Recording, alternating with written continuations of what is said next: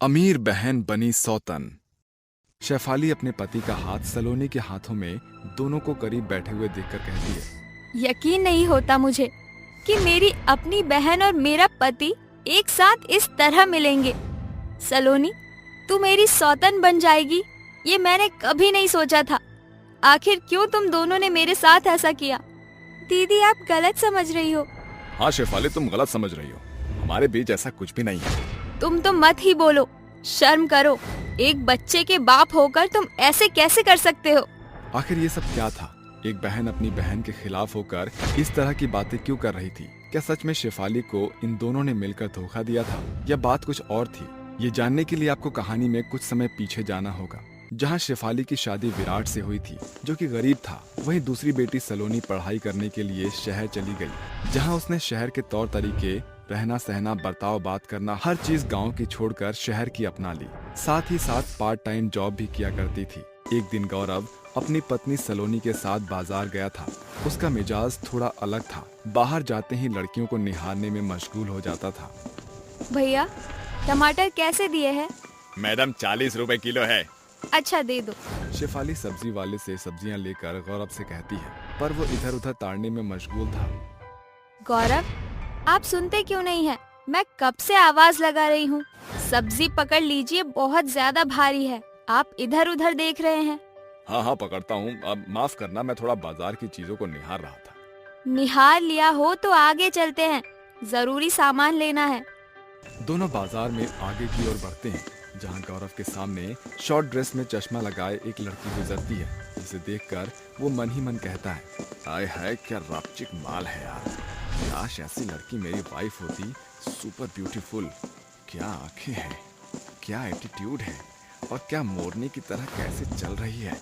मन तो करता है इसे देखकर गाना गाऊं। जीने मेरा दिल लुटिया ओहो, जीने मैनू मार सुटिया ओहो। गौरव, कहाँ ध्यान है? मैं आपसे कब से पूछ रही हूँ, ये वाली ड्रेस ले लूं या नहीं?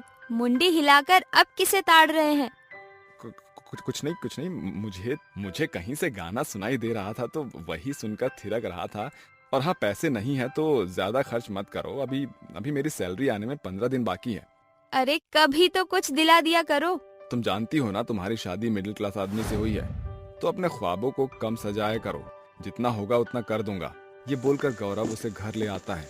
रास्ते में गौरव को एक लड़की और दिखती है, जिसे वो ताड़ने लगता है। ये होते हुए शेफाली देख लेती है और घर आकर कहती है, मैं जानती हूँ गौरव, तुम्हारा मन चला है, तो इधर उधर लड़कियों को कम ताड़ा करो थोड़ा। हाँ ठीक है, नहीं देख रहा तुम्हारे अलावा किसी और को। वक्त बीतता है। इस बीच शेफाली प्रेग्नेंट हो जाती है। वहीं शहर की पढ़ाई करके वापस सलोनी अचानक से अपना सामान लेकर उनके पास पहुंच जाती है। दोनों उसे अंदर ले आते हैं। तभी उसके कपड़े देखकर शेफाली बोलती है, अरे तूने सरप्राइज दिया, मुझे अच्छा लगा। लेकिन तूने ये किस तरह के छोटे से कपड़े पहने हुए हैं? अरे दीदी, शहर में सब लोग ऐसे छोटे कपड़े पहनते हैं। वहाँ सूट सलवार पहनो तो बहन जी बोलते हैं। साली साहिबा बिल्कुल ठीक कह रही है, शहर में सब ऐसे ही रहते हैं। अरे वाह जीजू, आप भी पहले से ज्यादा हैंडसम हो गए हैं। अरे बता ना, तू अचानक कैसे आ गई? अरे दीदी, मैं आपसे मिलना चाहती थी। उसके बाद माँ ने बताया कि आप प्रेग्नेंट हो, तो मैंने सोचा आपकी थोड़ी हेल्प हो जाएगी और मेरा टाइम स्पेंड, इसीलिए आ गई। ये तुमने बहुत अच्छा किया। अच्छा सुन, यहाँ पर ऐसे कपड़े मत पहनना, यहाँ के लोग कुछ भी बोलते हैं। हाँ हाँ दीदी, क्यों ना मैं अपने घर के खेती से ही थोड़ा फ्लर्ट कर लूं। अब मैं सोने जा रही हूँ। जीजू, मेरा कमरा तो दिखा दो। हाँ चलो। ऐसा कहकर गौरव उसे कमरा दिखाने के लिए ले जाता है, तो गलत इरादों से सलोनी गौरव के गले लग जाती है। तभी घर आकर गौरव बोलता है, सलोनी ये तुम क्या कर रही हो? ये गलत है। ओह कम ऑन जीजू, कुछ गलत नहीं है। पता है आपको, मैंने कितना मिस किया। पढ़ाई करना मुश्किल हो गया था मुझसे, इसीलिए मैं यहाँ आ गई। तुम्हारी बहन को पता चल गया तो गड़बड़ हो जाएगी। अरे कुछ पता नहीं चलेगा, हम छुपाकर आशिकी करेंगे। तभी शेफाली आ जाती है। दोनों को इस तरह से देखकर उसके मन में शक बैठता है। कहीं गौरव मेरी बहन पर भी नजर ना डाल दे। अरे गौरव, आपने कमरा दिखा दिया ना, अब आप अपने कमरे में जाइए। मुझे मेरी बहन से कुछ बात करनी है। हाँ ठीक है, गया। देख सलोनी, तू अपने जीजू से थोड़ा दूर रहना, समझी? मुझे वो कुछ ठीक से नहीं लगते। अरे दीदी, आप भी कैसी बातें करती हो? आप बेफिक्र रहिए, उस आदमी को मैं खुद ही अपने करीब ले आऊंगी। चल सो जा। ऐसा कहकर वो सो जाती है। अगले दिन सलोनी गौरव को कमरे में अकेला पाकर खुश होती है। उसके आसपास मंडराती है तो कभी घूरते हुए देखती है। शेफाली बाजार गई थी कि सलोनी गौरव के करीब आकर दरवाजा बंद कर लेती है। ओ जानू, मुझसे दूर भागना बंद करो। मैं तुम्हें पसंद नहीं क्या? सुंदर नहीं हूँ? बहुत सुंदर हो सलोनी तुम।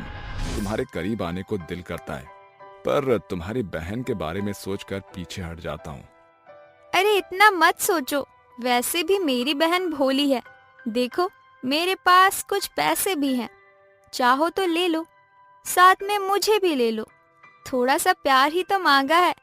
मेरी बहन को कुछ पता नहीं चलेगा। हम सीक्रेट अफेयर चलाएंगे। ठीक है, ऐसी बात है तो मुझे मंजूर है। तभी शेफाली सब्जी लेकर आती है और दोनों अलग अलग हो जाते हैं। अरे दीदी, कितनी देर लगा दी आपने सब्जी लाने में। लाओ, मैं बना देती हूँ। आप आराम किया करो, सारा काम मैं करूँगी। पर तू अकेले सारा काम कैसे करेगी?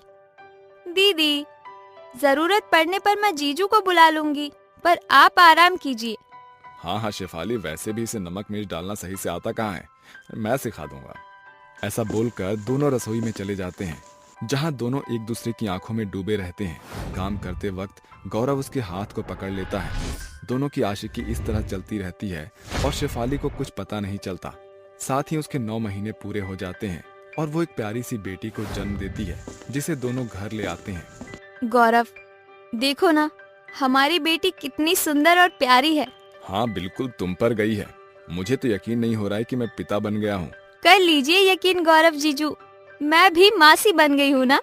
इस तरह सब सही चल रहा था कि शेफाली अपनी बेटी को सुलाते सुलाते सो जाती है। वहीं दूसरी तरफ गौरव अपनी साली के साथ कमरे में बैठकर उसका हाथ पकड़कर बातें कर रहा था।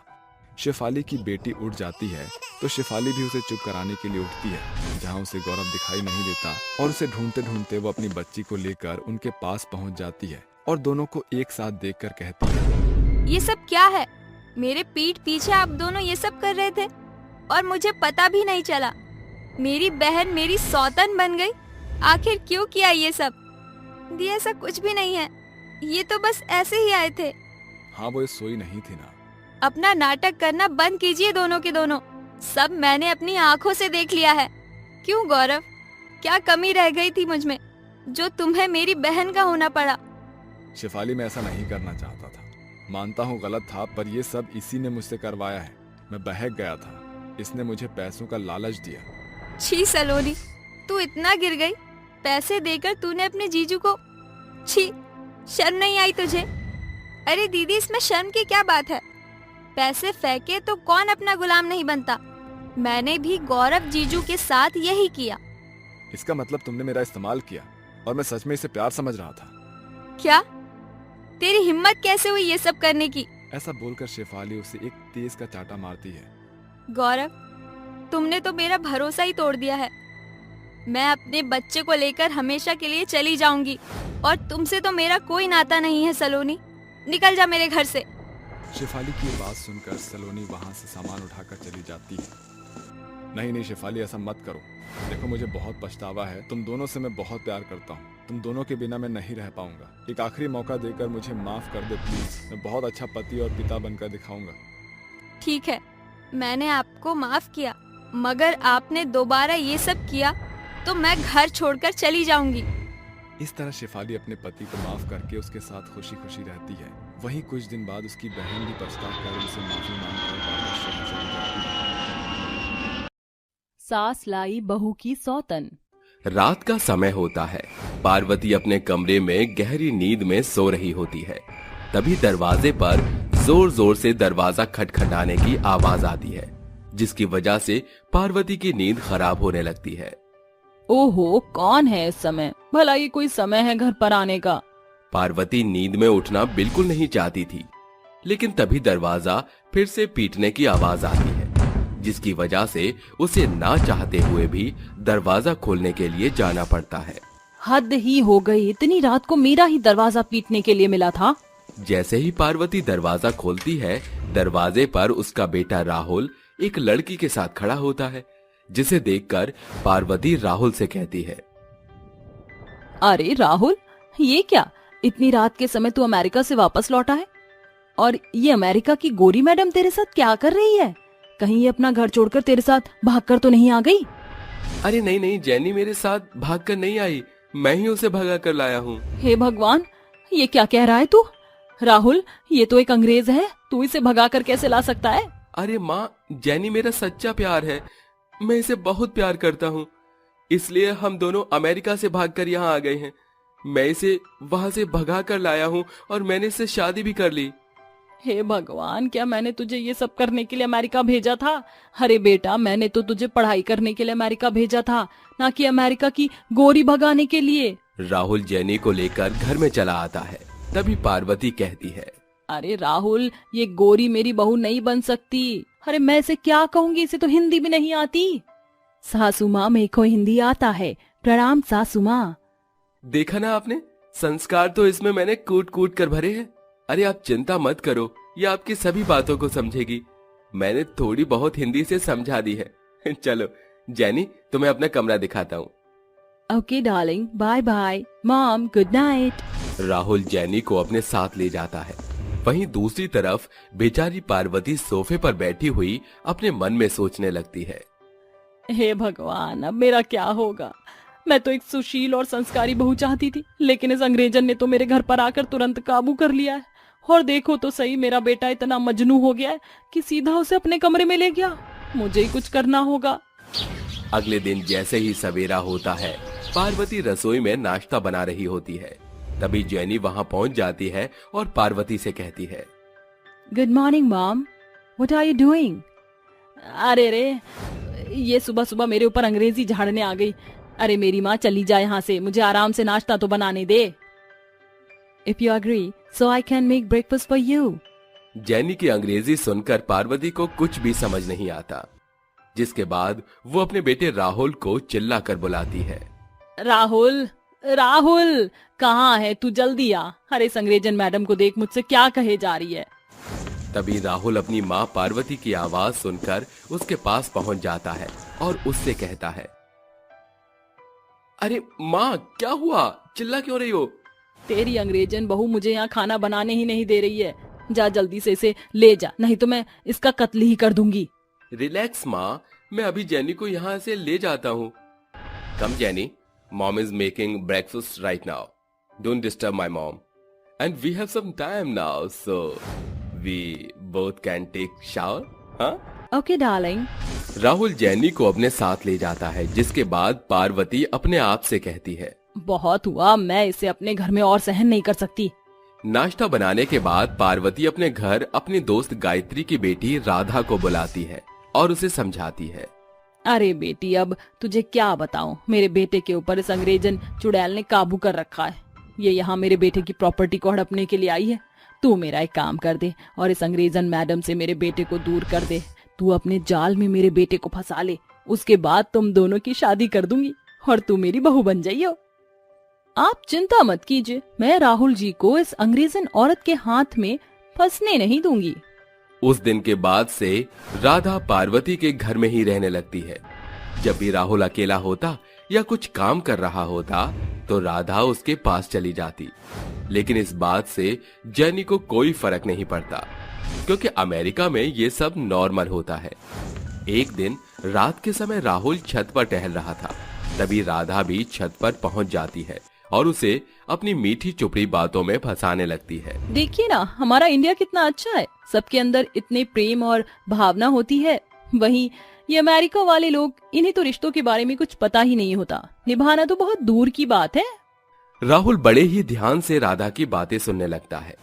धीरे धीरे राधा जेनी के बारे में राहुल को पूरी तरह भड़का देती है और कई बार गलती खुद करके जेनी के ऊपर डाल देती है। धीरे धीरे राहुल को जेनी बहुत बुरी लगने लगती है, जिसकी वजह से उन दोनों के बीच लड़ाइयां शुरू हो जाती हैं। वहीं दूसरी तरफ एक दिन राधा राहुल को कॉफी में नशे की दवाई मिलाकर पिला देती है, जिसकी वजह से राहुल नशे में हो जाता है। जिसका फायदा उठाकर राधा उसे प्रॉपर्टी के पेपर साइन करवाने की कोशिश करती है। ये कुछ डॉक्यूमेंट हैं गरीब संस्था के लिए, गरीब लोगों की मदद करेंगे तो वो हमें दुआएं देंगे, आप इन पर साइन कर दीजिए राहुल जी। राहुल की आंखें पूरी तरह खुल नहीं पाती, जिसकी वजह से वो ठीक से पेपर पढ़ नहीं पाता। राहुल साइन करने ही वाला था कि इतने में वहां जेनी पहुंच जाती है और राहुल के हाथों से उन पेपर्स को छीनकर पढ़ने लगती है। Oh my God, it's not a donation paper. This is our property paper. Jenny तुरंत उन पेपर्स को ले जाती है और राहुल के लिए एक नींबू पानी बनाकर लाती है ताकि उसका नशा उतर सके। जैसे ही राहुल नींबू पानी पीता है उसे थोड़ा सा होश आने लगता है, जिसके बाद वो उन पेपर्स को पढ़ता है। तभी वो अपनी माँ पार्वती को बुलाता है और राधा की सारी सच्चाई उसे बताता है, जिसे सुनने के बाद पार्वती रोने लगती है और अपने बेटे से कहती है, मुझे माफ कर दे बेटा, मैं इस अंग्रेजन बहू को अपने घर से भगाने के चक्कर में इस राधा की बच्ची को यहाँ लेकर आई थी। मुझे नहीं पता था कि ये इतनी चालाक निकलेगी, लेकिन मुझे अपनी अंग्रेजन बहू पर बहुत गर्व है। इसने आज हमें इतनी बड़ी मुसीबत से बचा लिया। अगर आज ये ना होती तो हम तो बेघर ही हो जाते। तभी जेनी वहाँ पुलिस बुला लेती है और पुलिस राधा को गिरफ्तार कर ले जाती है। ये सब देखकर पार्वती जेनी को गले से लगा लेती है। उस दिन के बाद से पार्वती जेनी को अपनी बहू मान लेती है और उसके साथ खुशी खुशी रहने लगती है। एक काली भाभी की 4 गोरी ननद। घड़ी में सुबह के 10 बज चुके थे।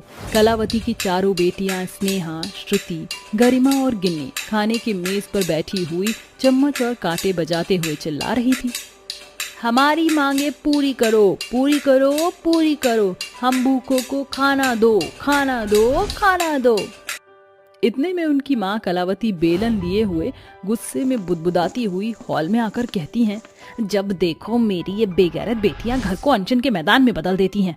आज इन चारों को तबीयत से ना सुता तो मैं भी इनकी माँ नहीं। अरे ठहर जाओ मेरी निकम्मी निकट्टू बेटियों, भागती कहाँ हूँ? आज मैं तुम चारों का चौथा किए दूंगी, तभी जाकर चिमकाड़ी की तरह चिल्लाना छूटेगा तुम्हारा। कलावती का गुस्सा देखकर श्रुति, स्नेहा, गिन्नी तो अपने कमरे में दुबक जाती हैं, मगर गरिमा उसके हाथ आ जाती है। इतनी गोरी चिट्टी होने के बावजूद सारा दिन चेहरे की लीपा पोती में लगी रहती हो। मजाल नहीं कि एक तिनका भी हिला दे, बस कुत्ते बिल्ली की तरह टेबल बजवा लो, आज तेरी खैर नहीं। माते मुझे माफ कर दो। माते की लाते नहीं खानी तो बुला कर ला लाडोरानियों को। फिर चारों बहनें कतार में खड़ी हो जाती हैं। गौर से सुनो, अब तुम चारों बहनें फुहरता का चोला उतार कर फुर्ती का फेटा बांध लो। गिन्नी और गरिमा रसोई घर का बर्तन चौका से लेकर खाना बनाने की जिम्मेदारी तुम्हारी है। श्रुति और स्नेहा घर की साफ सफाई की जिम्मेदारी तुम संभालोगी। क्या? जी हाँ माँ, ये बर्तन चौका मेरे बस की नहीं। बर्तन मांजने से मेरे सुंदर नाखूनों की बलि चढ़ जाएगी, इस मेरे सुंदर गोरे हाथों की शोभा बिगड़ जाएगी। माँ, मुझसे भी सफाई नहीं होगी, बेहतर होगा कि आप सस्ती सी कोई शन्नो या शांताबाई बुला लो। जस्ट इमेजिन माँ, कैसा लगेगा जब आपकी चारों गोरी चिट्टी बेटियों के हाथ में मेकअप ब्लशर की बजाय पोछा और वाइपर हो। इससे बेहतर तो आप बहू ले आओ, आपको बाई मिल जाएगी और हमें भी भाभी मिल जाएगी। मेरी बेअकल बेटियों ने बात तो एकदम पते की कही है। ऋतिक भी 25 का पड़ाव पार कर चुका है, अब उसकी शादी कर ही देनी चाहिए। अभी कलावती ऐसा सोच ही रही होती है कि अचानक उसका बेटा ऋतिक अपनी पत्नी कोहिना के साथ दरवाजे पर दस्तक देता है। तभी कलावती कहती है, ऋतिक, ये तूने शादी का जोड़ा क्यों पहना हुआ है और ये किस घूंघट वाली को हमारे घर उठा लाया है? माँ, ये कोहिना है, मेरी बीवी और आपकी बहू। जैसे ही कोहिना अपना घूंघट उठाती है तो कलावती और उसकी चारों बेटियां उसके काले चेहरे को देखकर दंग रह जाते हैं।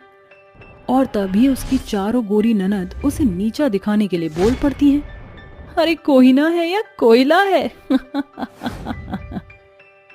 देख लो माँ, भैया ने तो आपके सपनों पर पानी फेर दिया, बिना बैंड बाजे और बारात के ब्याह रचा लिया। भैया, हमने तो सोचा था कि आप अपनी चारों गोरी चिट्टी बहनों से भी सुंदर बीवी लाओगे।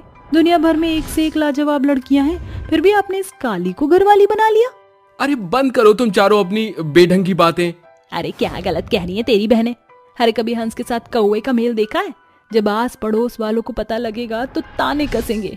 कि बेटी इतनी गोरी चिट्टी और बहू इतनी काली। इस पर ऋतिक बगैर कोई जवाब दिए कोहिना को लेकर कमरे की ओर चल देता है। पौ फटने के साथ कोहिना उठकर सारा काम काज निपटाकर पहली रसोई की रस्म करती है। तभी उसकी चारों ननद और कलावती खाने की मेज पर आकर बैठ जाती हैं। माँ जी, ये लीजिए चाय। अरे किस मुंह से तू मुझे अपनी माँ जी कह रही है? बिन बुलाए बाराती की तरह मेरे घर में घुस आई है। माँ जी, आपका गुस्सा लाजमी है, मगर मुझे खुद को साबित करने का एक मौका तो दीजिए। बड़े अरमानों से मैंने ये चाय बनाया है, थोड़ी पी लीजिए। ये सुनकर कलावती चाय पी लेती है, मगर उसकी चारों गोरी ननद गुर्राती निगाहों से उसे देखकर कहती हैं, हमारी ब्लैक टी। भाभी, अगर तुम्हारी बटरिंग बातें खत्म हो गई हो तो जाकर हमारे लिए ब्लैक कॉफी ले आओ। कोहिना अपनी ननद की कड़वी बातों को नादानी समझकर भूलते हुए उनके लिए ब्लैक कॉफी बनाकर ले आती है और फिर याक श्रुति, स्नेहा, ये ब्लैक कॉफी जरूरत से ज्यादा ही काली नहीं लग रही? लगता है इसने कैफीन पाउडर के बजाय अपना काला रंग इसमें उड़ेल दिया है। इतना सुनकर भी कोहिना हाथ मलकर रह जाती है। अब कोहिना अपनी जिम्मेदारियों को बढ़ चढ़ कर निभाने लगी थी, जिसे देखकर कलावती कहती है, बहू, मैंने तेरे काले रंग को देखकर तुझे कितना भला बुरा कहा, मगर तू तो कोहिनूर का हीरा निकली। इतनी खरी खोटी सुनकर भी चेहरे पर झूठी खुशी की खिलखिलाहट लिए अंदर ही अंदर घुटती रहती है। तो मेरी भटक तो खुल गई, बस मेरी बिटियाएं भी बदल जाएं। फिक्र मत कीजिए माँ जी, जिस तरह आपका बर्ताव बदल गया, मेरी चारों ननद की नादानियां भी बहुत जल्द खत्म हो जाएंगी। समय गुजरता है। फिर एक दिन, मॉम, हम चारों अपनी फ्रेंड्स की पार्टी में जा रहे हैं, कैसा लग रहा है हमारा लुक? अरे ये लीपा पोती और लुक मेरी सोच से परे है, अपनी भाभी से ही पूछ लो। माँ, इससे क्या पूछना, जिसे खुद ही पहनने ओढ़ने का दूर दूर तक कोई ड्रेसिंग सेंस नहीं है। हाँ, बेचारे कपड़े भी इस काली भाभी के तन पर पड़कर खुद को कोसते होंगे। इस तरह चारों गोरी ननद अपने गोरेपन का गुमान झाड़ती हुई अपनी काली भाभी की हंसी उड़ाकर चली जाती हैं। ऐसे ही वह हर दिन कभी अपनी काली भाभी को किसी न किसी बेतुकी बातों का मुद्दा बनाकर अपनी काली भाभी को कोसा करती थी। एक दिन, माँ, ये घर किस खुशी में सजाया जा रहा है? घर में कोई फंक्शन है क्या? तुम चारों बहनों को अपने फैशन से फुर्सत मिले तब तो घर की खास खबर रहेगी। अरे बुआ बनने वाली हो तुम चारों, बहुत जल्द घर में नन्हा मेहमान आने वाला है, इसीलिए सोच रही हूँ कल बहू की मुंह दिखाई के साथ बहू की गोद भराई का ऐलान कर दूं। आखिरकार इतनी बड़ी खुशखबरी जो है। बड़ी खुशखबरी नहीं माँ, बुरी खुशखबरी है। अरे काली कमली क्या कम थी जो अब इस घर में अंधियारे के अंश की लौ जला रही है? क्या मतलब है तुम्हारा? मतलब एकदम साफ है माँ। एक तो बदकिस्मती से ये काली कमली हमारे घर की बहू और हम चारों गोरी ननद की काली भाभी। अरे इसका होने वाला बच्चा भी एकदम ग्रुप एडमिन के काले बच्चे जैसा पैदा होगा। गिन्नी एकदम सही कह रही है माँ। क्यों जानबूझकर हमारी जगहसाई करवाना चाहती हो? देख लो माँ, हमारा तो इसके बच्चे से कोई वास्ता नहीं है। मैं तो कहती हूँ ये खुशखबरी जन्म लेने से पहले ही खत्म हो जाए तो ही बेहतर होगा। बस करो तुम चारों का, बहुत हो गया। इतने दिनों से तुम चारों की बदसलूकी बर्दाश्त कर रही थी मैं। मेरी चारों ननद नादान है ये सोचकर ईश्वर ने मुझे इस काले रंग में रचकर भेजा तो मेरा क्या दोष? काले लोगों के भीतर भी दिल होता है, मगर अपने काले रंग के चलते मैं तुम चारों ननद के हाथों की कठपुतली बनकर रह गई कि काश एक दिन तुम बदल जाओगी।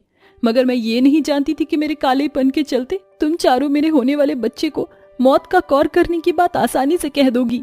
कोहिना की बातें सुनकर उसकी चारों गोरी ननद का सर जमीन पर गड़ने को हो जाता है और वह कहती हैं, भाभी एक आखिरी बार अपनी ननद की नादानियों को माफ कर दो। हाँ भाभी, हम चारों ने अपने गोरेपन की गुमान में कभी भी आपकी कद्र नहीं की, मगर आज आपने हमें आईना दिखा दिया कि इंसान अपने सूरत से नहीं बल्कि सीरत से सुंदर होना चाहिए। अपनी चारों ननद के मन में किए पर पछतावा देखकर कोहिना उन्हें गले लगाने को बढ़ती है। तभी कलावती कहती है, जाने दे बहू, अपनी चारों निखट्टू ननद को एक मौका दे दे। ननद भाभी के रिश्तों में खट्टी मीठी नोकझोंक तो होती ही रहती है। कोहिना का कड़वा कथन उसकी चारों ननद के भीतर से काले और गोरे के बीच बसे नजरिए को नया आयाम दे जाती है। आज सभी खुशी से रहने लगते हैं। इसी के साथ गोरी ननद की काली बहू की ये कहानी होती है यहीं खत्म। नाशपाती खाने वाली बहू। नैना अपनी माँ संध्या के संग प्रीत विहार में रहा करती थी। सवेरे के 10 बजने पर भी वो मजे से सो रही थी। तभी उसकी माँ संध्या चाय नाश्ते की ट्रे लेकर अंदर आकर कहती है, पूरा प्रीत विहार तड़के सुबह ही नींद से जाग चुका है। एक तेरे ही नैन में नींद भरी हुई है। इस पर नैना नींद से जागकर कहती है, माँ, आखिर क्यों आप अपने ताने भरे तीर से अपनी प्रिय पुत्री के दिल को भेदती हो? तेरी माँ को तेरी सारी मस्करी का मालूम है। अगर तेरे पलंग तोड़ने की परंपरा खत्म हो गई हो तो चाय पी ले, मुझे नहीं पीनी ये चाय वाय। आज फिर आप मेरी पसंदीदा नाशपाती की चाट बनाना भूल गए। हे भगवान, ये कैसी नाश पीटी बेटी मेरे भाग्य में डाली है। सोते उठते नाशपाती से ही पेट भरती है। नाशपाती का जरूरत से ज्यादा सेवन शरीर को गलाता है, मगर वही नाशपाती चेहरे पर निखार भी तो लाता है। नैना नाशपाती का चटपटा सा चाट बनाकर उसे खाकर बखान करते हुए कहती है, वाह, इन नाशपाती को खाकर मेरे तन मन में एकदम इसके हरे रंग की हरियाली सी छा जाती है। इन नाशपाती के पीछे मती मारी गई है। गौर से सुन, कल तुझे देखने लड़के वाले आ रहे हैं। अपनी ये ऊट पटांग हरकत उनके आगे भूल से भी मत दिखाना। हाँ हाँ, मेरी प्यारी माँ समझ गई। अगले दिन नैना को देखने शारदा और उसका बेटा सुमित हाजिर होते हैं। नैना अपनी माँ संध्या के कहे अनुसार उनका स्वागत सत्कार करती है, जिसके बाद शारदा अपना परिचय बताते हुए कहती है, मेरा नाम शारदा है और ये मेरा बेटा चीकू है। अरे वाह, इनका नाम तो बड़ा ही मीठा है, एकदम फ्रूट के जैसा। वो मुझे फ्रूट चाट खाना पसंद है ना, खास तौर से नाशपाती। शारदा नाशपाती खाने की शौकीन नैना की बात को हंसी में उड़ाकर कहती है, मेरे बेटे का असल नाम सुमित है, मगर मैं इसे चीकू कहकर ही पुकारती हूँ। और रही बात नाशपाती की, तो तेरे नाशपाती खाने से मुझे कोई आपत्ति नहीं बहू। पारिवारिक रजामंदी से नैना की शादी सुमित के साथ हो जाती है। नैना बहू बनकर ससुराल आ जाती है। शादी की रात सुमित उसके पास आकर कहता है, कौन सी महबूबा हो मेरी, कब ऐसा मैंने सोचा था। हाँ तुम बिल्कुल वैसी हो जैसा मैंने सोचा था। अच्छा जी, तो फिर लाओ मेरा तोहफा। सुमित झट से उसे गिफ्ट देता है। नैना जैसे ही गिफ्ट खोलती है तो उसमें ढेरों चॉकलेट्स होती हैं। वो बेबाक सा मुंह बनाकर कहती है, ये क्या है? कैडबरी डेयरी मिल्क, कुछ मीठा हो जाए। बंद करो अपना बेतुका अंदाज। मीठा ही लाना था तो मेरी पसंदीदा नाशपाती लेकर आते।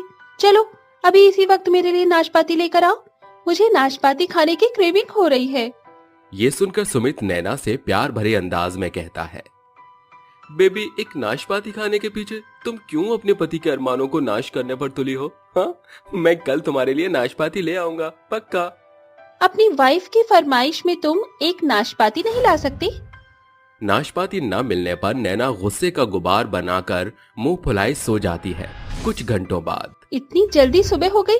आज ससुराल में मेरा पहला दिन है, फटाफट से कामकाज निपटा लेती हूँ। नैना तेज रफ्तार से घर की साफ सफाई समाप्त करके नहा धोकर रसोई घर का रुख करते हुए कहती है, माँ ने रात को बताया था कि आज मेरी चूल्हा चढ़ाई की रस्म है, जिसमें मुझे कुछ मीठा बनाना है। नाशपाती खाने की शौकीन नैना अपने खुराफाती दिमाग का इस्तेमाल करती है। 2 घंटे बाद, सासू माँ, सुमित जी, फटाफट से नाश्ते की टेबल पर आ जाइए, खाना तैयार है। सुमित और शारदा एक संग टेबल पर आकर बैठ जाते हैं और शारदा कहती है, क्या बात है बहू, नाश्ते की टेबल पर इतनी हरियाली के साग सब्जी की छाई हुई है, ऐसा भी क्या खास बनाया है खाने में? नैना अपनी सास शारदा को खाना सर्व करते हुए कहती है, माँ जी, पुलाव है, पूरी है, नाशपाती की सब्जी और नाशपाती का हलवा भी है। नाशपाती का नाम सुनकर शारदा और सुमित एक दूसरे को एक टक निहारते हैं और सुमित कहता है, नैना, माना कि तुम नाशपाती खाने की शौकीन हो, उसका मतलब ये थोड़ी है कि नाश्ते में नाशपाती की ही बलि चढ़ा डाली। मेरे प्रिय नाशपाती, चुपचाप से खाकर बताइए कैसी बनी है नाशपाती की रेसिपी। दोनों मन मारकर बड़े ही बेमन से नाशपाती का हलवा खाते हैं। माँ जी, हलवा कैसा बना है? अरे एकदम गजब बनाया है बहू, पहली बार नाशपाती की रेसिपी खाई है, मन हरा हो गया। अब तो नैना को भी नाशपाती का हलवा खाना है। नैना के जाते ही शारदा गहरी सांस भरते हुए कहती है, शुक्र है सुमित बेटा, कि नैना बहू के मन में नाशपाती का अचार बनाने का विचार नहीं समाया, वरना क्या ही होता। गुजरते दिन के साथ नैना की नाशपाती खाने की भूख बढ़ती ही जा रही थी। एक शाम, नैना बहू, मैं बाजार जा रही हूँ। सासू माँ जरा ठहरिए, बाजार से लौटते वक्त मेरे लिए नाशपाती लेती आना। अरे बहू, सुबह ही तो तूने किलो भर नाशपाती खाया है। मगर अब मुझे दोबारा से नाशपाती खाने का मन है। नाशपाती खाने की होड़ में पेट पहाड़ हो चुका है। जानती भी है नाशपाती का भाव कितना तेज हो रखा है।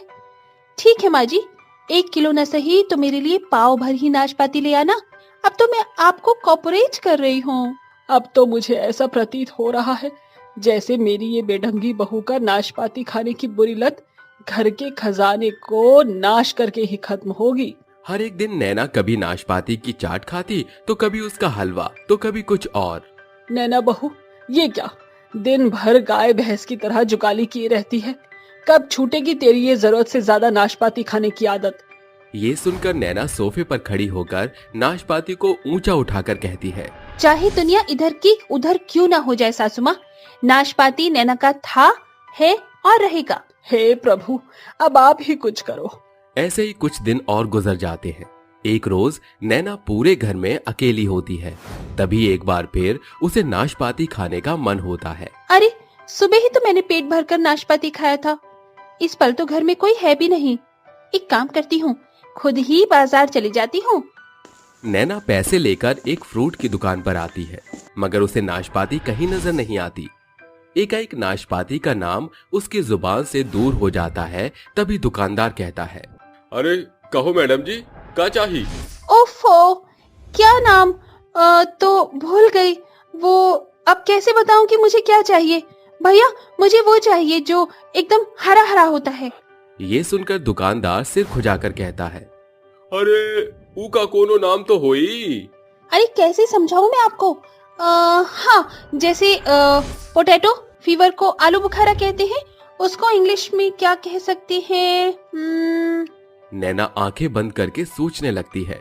तभी उसे अपने पति सुमित की सूरत दिखाई पड़ती है और वो कहती है, हाँ, डिस्ट्रॉयड हस्बैंड, जल्दी से दे दीजिए। इस बार दुकानदार नैना की नाशपाती की मांग को सुन रौंदी सी सूरत बनाकर कहता है, अरे लागत है ससुरी फिरंगी के संग पढ़कर आई है। डिस्ट्रॉयड हस्बैंड कहाँ से लाके नहीं का? दुकानदार नैना के शब्द को हिंदी में सुलझाते हुए कहता है, डिस्ट्रॉयड हस्बैंड यानी कि खराब पति। अरे नहीं, पागल पति। नहीं नहीं नहीं, नाशपाती। हाँ, नाशपाती। दुकानदार उसे 1 किलो नाशपाती दे देता है, जिसे लेकर नैना घर लौट आती है। और जैसे ही वो एक नाशपाती का टुकड़ा काटकर खाती है, वो बेबाक मुंह बनाकर कहती है, सत्यानाश हो इस नाशपाती का, नीम जैसा कड़वा है ये तो। उसी पल शारदा और सुमित घर लौट आते हैं। नैना उनके सामने नाशपाती को दूर हटाकर कहती है, अब से मैं फिर कभी नाशपाती नहीं खाऊंगी। अरे बहू, कभी कभार ऐसा होता है कि कोई नाशपाती कड़वा निकल ही जाता है। ये सुनकर नैना एक बार फिर नाशपाती खाने को उठती है, तो उसे नाशपाती का कड़वा स्वाद याद पड़ जाता है। उस रोज से नैना का नाशपाती खाना एकदम खत्म हो जाता है और सभी हंसी खुशी रहने लगते हैं। गरीब बहनों का ब्यूटी पार्लर। बबली, मुझे तो भरोसा नहीं हो रहा कि हम दोनों बहनों के ब्यूटी पार्लर में इतनी बड़ी हस्ती अपना मेकओवर कराने आ रही है। ब्यूटी, हम बहनें यही तो चाहती थी कि हमारा ब्यूटी पार्लर सिर्फ शोभेपुर गांव में ही नहीं बल्कि शहर में भी शुमार हो। आज हमारा सपना साकार होने जा रहा है। बबली और ब्यूटी दोनों बहनें थीं। शोभेपुर गांव में उनका एक बड़ा ब्यूटी पार्लर था। दोनों बहनें बातें ही कर रही थीं कि एक लंबी चौड़ी गाड़ी उनकी ब्यूटी पार्लर के बाहर आकर रुकती है, जिसके अंदर से एक रईस औरत जिसका नाम माया था, उनके ब्यूटी पार्लर में दस्तक देती है। हम बहनों के ब्यूटी पार्लर में आपका तहे दिल से स्वागत है Maya madam. Thank you beauty and bubbly, तुम दोनों के पास सिर्फ 1 घंटा है। आज माया के लिए मुख्य दिन है, आज मेरा स्टेज शो है, इसलिए अच्छा सा मेकअप करना। माया मैडम, अगर आप ड्रेस दिखा देती तो मेकअप में मदद मिल जाती। मगर मेरी कपड़ों से मेकअप का क्या लेना देना है? मैडम, कपड़ों से काया पलट, मेरा मतलब मेकअप पर बड़ा जोर पड़ता है। उदाहरण के लिए अगर कोई साड़ी पहन रहा है तो उसका मेकअप सभ्य सिंपल ही शोभा देता है। अगर किसी दुल्हन का साज श्रृंगार हो तो उसका हैवी मेकअप शोभा देता है विद गोल्डन आई शैडो। ये देखा, मुझे आज शाम के स्टेज शो में ये स्लीवलेस वाइन कलर का गाउन पहनना है। मुख्य तौर से आपके मेकअप में आपके स्मोकी आई मेकअप पर जोर देना होगा। ब्यूटी, तुम इनके बाल बना दो, मेकअप मैं करती हूँ। दोनों बहनें माया का मेकअप करने लगती हैं। कुछ देर बाद मैडम, आपका मेकअप पूरा हो गया। शीशे में अपनी सूरत देखकर माया बेहद खुश होती है। वाओ, क्या लुक दिया है तुम दोनों ने। सचमुच आज से पहले अब माया का मेकअप किसी ने इतनी बेहतर तरीके से नहीं किया। 15 मिनट में इतना प्यारा मेकअप, आउटस्टैंडिंग। जब तुम दोनों बहनें इतना अच्छा मेकअप करना जानती हो तो इस गांव बाजार के बजाय शहर में ब्यूटी पार्लर क्यों नहीं खोलती? वहां तुम इसे बढ़ चढ़कर प्रसिद्धि प्राप्त कर सकती हो। तुम्हारा मेकअप शहर के बड़े मेकअप मैन को भी मात दे सकता है। वैसे इतना अच्छा मेकअप तुमने सीखा कहाँ से? गरीबी से। इस ब्यूटी पार्लर के पीछे हम दोनों बहनों की घनघोर गरीबी छिपी है। 2 बरस पहले की बात है। क्या बात है बाबूजी, आज आप बड़े परेशान हैं? सोच रहा हूँ कि कल सवेरे ये घर हमसे छिन जाएगा। तेरा किसान पिता कर्जदार हो गया है। अब तेरे बेबस बाप के पास उतने पैसे भी नहीं कि कर्ज उतार सके। पिताजी, हिम्मत मत छोड़िए, आपकी दोनों बेटियां आपके साथ हैं। बेटियों की बात से बैजू कुछ घड़ी के लिए शांत हो जाता है, मगर देर रात तक बेबस बाप शोक के समंदर में डूबा रहता है। सवेरे उसके जीवन की नैया डूब जाती है। पिताजी उठिए। ब्यूटी, बाबूजी कुछ कह नहीं रहे। बाबूजी हमें छोड़ गए बबली। पिता के चले जाने से दोनों बेटियां बिखर जाती हैं। उसी बीच साहूकार की पत्नी रमीला उनके दरवाजे पर दस्तक देती है। रमीला काकी, कहिए कैसे आना हुआ? जल्दी से दोनों अपनी गठरिया बांधकर घर से बाहर निकल जाओ। तुम्हारे बाप ने मेरा कर्जा खाया है, ये घर मेरा है। काकी, हम बहनों को बेघर ना करिए। एक तो बाबूजी चल बसे, बस हमें थोड़ी मोहलत दीजिए, आपके पैसे मिल जाएंगे। ठीक है, अगर 1 महीने के भीतर मुझे मेरे पैसे नहीं मिले तो अपना हिसाब लगा लेना। हाँ। रमीला के जाते ही बबली कहती है, ब्यूटी, हम दोनों बहनें खुद ही दाने दाने पर मोहताज हो गई हैं। अरे इसका पैसा कैसे चुकता करेंगे? बबली, अब हमारे हाथों का हुनर ही हमें कर्जदार के चंगुलों से छुड़ाएगा। हम दोनों बहनों ने ब्यूटी पार्लर का कोर्स किया। हमारे गांव में दूर दराज तक एक भी ब्यूटी पार्लर नहीं, और फिर सजना संवरना किस औरत को पसंद नहीं। हम दोनों गांव की औरतों से शुरुआत करते हैं और कुछ पैसे बटोर कर ब्यूटी पार्लर खोल लेंगे। चलो सभी औरतों को बता देते हैं। दोनों बहनें घर घर जाकर सभी औरतों को अपनी ब्यूटी पार्लर की कलाकारी के बारे में बताकर आती हैं। अगले दिन चंदा उनके घर आकर कहती है, अरे ब्यूटी बबली, कहाँ हो दोनों बहनें? चंदा चाची, हम दोनों यहाँ हैं। जरा जल्दी से मेरा चेहरा चमका दो, वो क्या है ना, आज ब्याह में जाना है। चिंता मत कीजिए, हम दोनों बहनें आपका ऐसा मेकअप करेंगी कि शादी में सबसे सुंदर आप ही की सूरत लगेगी। एक और बबली चंदा का मेकअप करने लगती है तो वहीं ब्यूटी उसके बाल संवारने लगती है। ये देखो चंदा चाची, आपका मेकअप पूरा हो गया है। तुम दोनों बहनों ने तो अपने मेकअप से मेरी काया पलट ही कर दी। ब्यूटी पार्लर का काम बड़ी ही बारीकी से सीखा है तुम दोनों ने। कितने पैसे दूं? चंदा चाची, आप अपनी खुशी से जो भी देना चाहे दे दीजिए। तो फिर ये लो 500 का पत्ता। सप्ताह भर के भीतर ही दोनों बहनों के ब्यूटी पार्लर की कलाकारी का बखान गांव भर में फैल जाता है। औरतें अपना रूप संवारने निखारने की खातिर उनके घर आती, मेकअप करती और पैसे देती। हम दोनों बहनों के हाथों के हुनर से हम बहनों ने मेकअप से इतना मूल्य जोड़ बटोर लिया जिसे हम एक ब्यूटी पार्लर खोल दें।